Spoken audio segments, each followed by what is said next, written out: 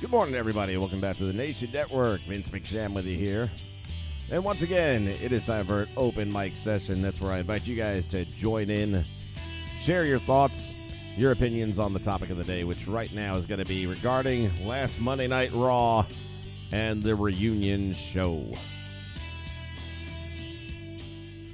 This is something I've been wanting to do for a couple of days, but my schedule's been a little wonky lately, and my personal life got stuff going on there as well, so I don't have the amount of time that I've had in the past. But that said, I'm going to always try and find time for you guys because this community has been super cool for a long time. And we just want to keep things going here. So let me set some other stuff up here because we're going to do this one a little bit differently than some of the ones in the past.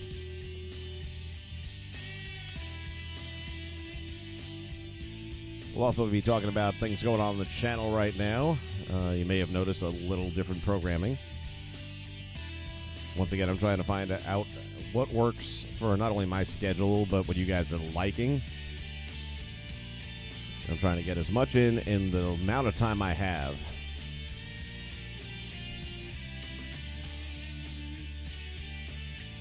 All right, what are we going to do here?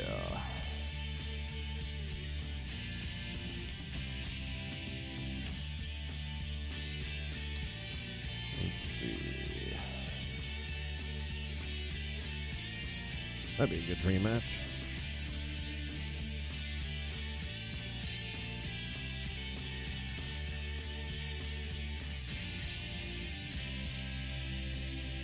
All right, so Monday Night Raw, they had this event called the Reunion Show. Now, they've done similar things for the big shows. And by big shows, like the 25th anniversary, that kind of thing, the 1000th episode, where they'll bring some names from the past. This one was strictly about a reunion of a lot of old-time names, and there's all sorts of reasoning behind that. Allegedly, this was a Fox idea that they wanted to run with, and they wanted to see what kind of ratings they would get with it, which may or may not be true, I'm not sure, but all that said,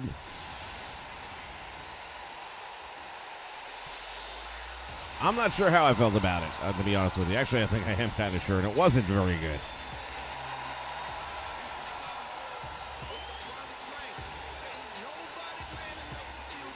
I thought the legends, they're just so far past at this point in time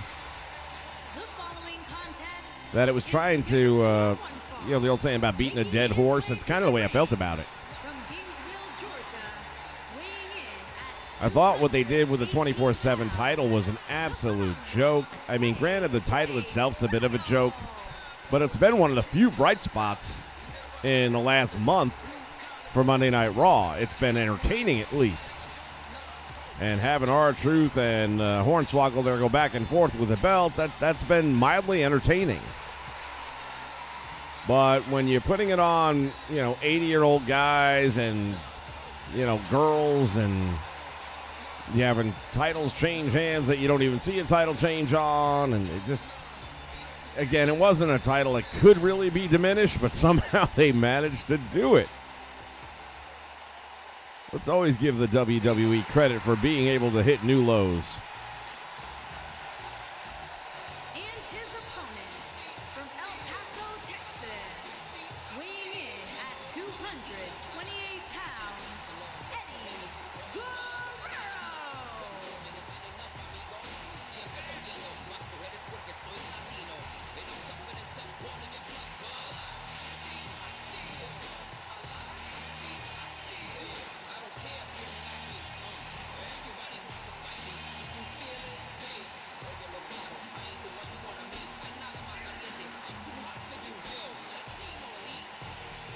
All right, I am just bouncing around back and forth here with some different match types and things like that I'm going to be looking at doing here.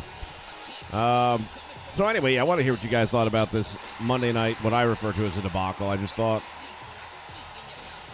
again, the talent they had out there, so far as the legends are concerned, I thought Hogan, it's so old at this point in time that a lot of the audience that's currently watching, while they may know the names, it's not the same. Back when Hogan first came back to the WWE before the NWO run, there was a huge pop. When he came back with the NWO run, there was a huge pop, even though that was a pretty unsuccessful run. He hasn't had that big a pop. And that's because most of everybody in that arena didn't live through Hulkamania. And even if they did, I mean, seriously, if you or I go to a wrestling match tonight and all of a sudden Hulk Hogan comes out, are we going to pop? Dude, 60 years old, what the fuck's he going to do? We know he can't even drop a leg anymore. So, I mean, I just don't get it. You see Hall and Nash. I mean, it's like you're parading these geriatric guys out that can barely get in the ring, some of them. They don't have much to offer. And I think for me, the cherry on the top was sadly the very end where Austin, who is normally gold on a microphone, kind of fumbled quite a bit, especially when he wrapped up and then went back to the microphone a second time and he was playing Beat the Clock before they went off the air. And it was just sloppy, and it was very uncharacteristic of his mic skills. And it just felt like that was the perfect wrap-up to the way the whole program ran to me. I just didn't feel it. I wasn't into it. There was no part of me that, while it's kind of cool to see these guys, again, Rob Van Dam's out there in his attire. He's not wrestling. Why is he in the attire? It would have been good to see him in the ring. That would have been something that would have been a little bit nicer. And I know he was on loan from AEW, so it was cool of them not to have a problem with that. And if you haven't heard the story, there was some paperwork that had to be signed before Vince would actually put him on TV. So, yeah, that's my take on it.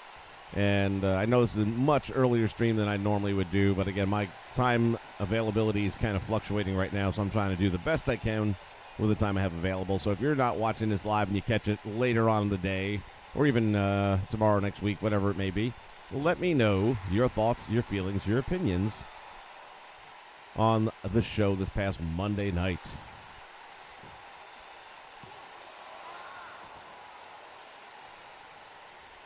If I would have booked WCW in 2000, what would I have done better? I would have listened to other people. Because there's a lot of guys that have a lot more knowledge than I do that all had great ideas that were not listened to. Jim Cornette has a whole 1.5 hour special that you can dig up on how he would have rebooked the WCW. I want to say it was the Invasion. I'm pretty sure it was the Invasion angle. But at the same point in time, when you listen to him talk about how he would have done the WCW Invasion of WWE, you realize, A, it would have worked brilliantly, and B, it would, or I'm trying to remember now. It's been a while since I've listened to it. But I'm pretty sure it was the Invasion, and how he would have done that last episode of WCW, and how he would have kept the idea of the brands alive and made something else happen with it. And he had some good stuff. But my point being, if you listen to that and you see where he went with it, this is a guy who definitely has, even today, an idea of something different. And maybe it's old school and archaic in some people's minds, but there's a lot of us out there that are not happy with today's product. So what do you have to lose by letting this happen? And this kind of takes us back to what's going on allegedly today, where Paul Heyman will be running one program, Bischoff another, and if that actually happens, and we talked about this on the last open mic, then there's potential for the WWE. I just haven't seen it yet. Nothing's happened yet to make me believe it. So, we'll see. And that's kind of back to this Monday night. I feel like this last Monday night may be more about passing the torch. That may be the end of the Vince McMahon administration. We all know he's still going to have final say, but that might be the go-home show for Vince, which would be a smart move for him, because that was the best ratings they've had in a long time, a very long time. So go out on a high note and hand it over to Heyman and say, there you go, I set the bar. And see what Heyman can pull out. But at this point in time, until I feel that Heyman is really running the show and calling the shots, until I feel Bischoff is running the show, calling the shots, I'm not investing any of my time more than the 3-minute recaps I see on YouTube by guys that do the breakdown and chop it into little pieces. That's as much as I want to see because it's horrible. Now, I think most people would agree that the Bray Wyatt angle is really starting to look pretty solid. The character is, Bray is Bray, man. I mean, guy's gold. He is today's version of Dusty Rhodes in many ways. I mean, he's just amazing on a microphone, one of the legends. You can take anything. It's like Dusty got handed polka dots and turned it into one of the biggest things. Same thing here with Bray Wyatt. It doesn't matter what you give him. He's going to turn it into something fans want to see. One of the greatest talents, and part of me would say that they really should put a belt on him and give him a run with it just based on what he does in the ring and the fact that he's great with the microphone, the fact that he gets over. At the same point in time, he is that guy that you hear them talk about all the time and legitimately doesn't need a title. I'd just like to see him get one anyway. Although I'm not sure that works with the current character. It may be better that he's without a belt for the current character. All right, so the other thing I was going to discuss here on this stream is the current direction of the channel. Again, I've got a lot less time, and I'm still trying to make sure I put content out on a somewhat regular basis for you guys, and damn, that looked terrible right there. And what I have found is usually around the 9:30 p.m. hour, I've got about like a 30-minute window on a regular basis that I can bang out a few quick videos. So that's where we've come up with the old school flashback series. If you haven't checked it out, go ahead and take a look at it.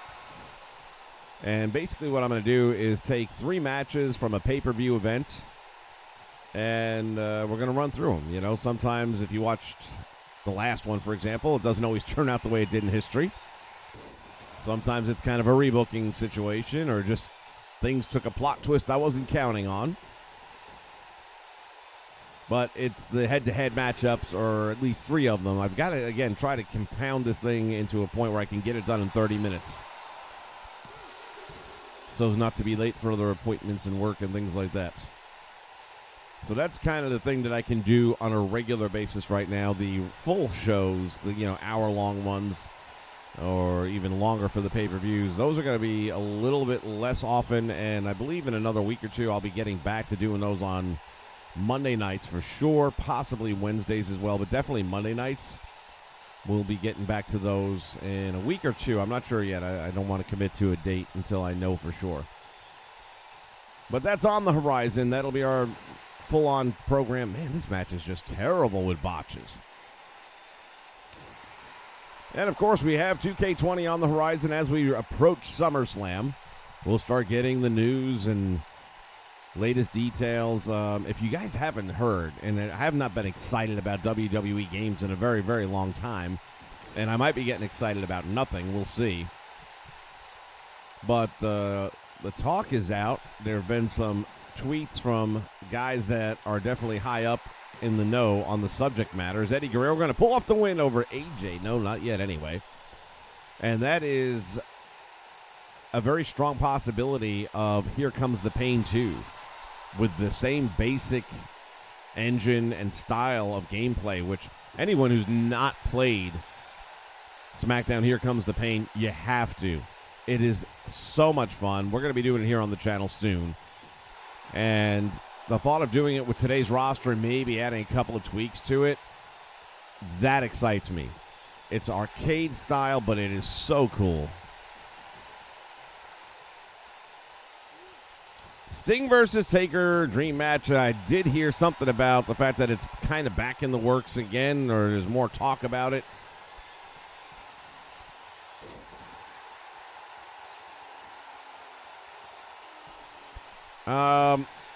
Is that what was the talk about it being at Saudi Arabia? Because that's terrible. That's a match that has to happen at like WrestleMania. That's not a. And honest to God, man, why at this point? They're both past their prime. Taker looked great in the tag team match. That's how he's got to be used. He one-on-one at this point in time, he just doesn't have it. And, you know, what do you want to say about a guy who's paid his dues? He's clearly one of the legends of legends. But at his age, to ask him to do the things he does, he's got to work with a guy who can make up for what he can't do, and Sting is not the guy. And Sting shouldn't be in a fucking ring after the injury he sustained. So what kind of match could they possibly have? They'd have to keep it grounded. Obviously, neither one of them's going to get up in the air. They can't take any serious bumps because they're fragile. So at that point, why? So as much as a part of me has always wanted to see that match, if they're going to do it, I'm not going to look at it with any anticipation because I don't think it'll be a good match. I don't think it can be a good match now. But I would definitely want to see that either at a SummerSlam, which clearly that's not going to happen, we'd have known about it by now, or WrestleMania. Those are the only two shows that it should be featured on. Nothing to do with Saudi Arabia. That said, it'll probably be at Saudi Arabia. Eddie's not going down without a fight.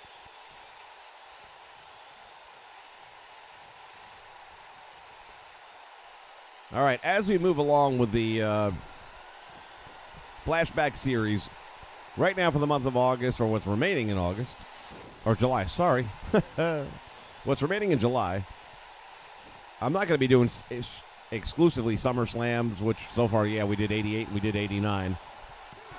But we're going to be covering some WCW summertime events. So that's what we're going to be looking at is the summertime supercards. So that could be anything from Great American Bash to Bash at the Beach, anything that took place during the summer that was kind of a headline event for that type of thing. So look for those as the week progresses. I've got a 4-day weekend starting tomorrow, but I've got plans to go out of town. Eddie Guerrero finally gets pinned. Man, is he a bloody mess. Good match, though. Talk about a dream match. As we take a look back at some moments from this one.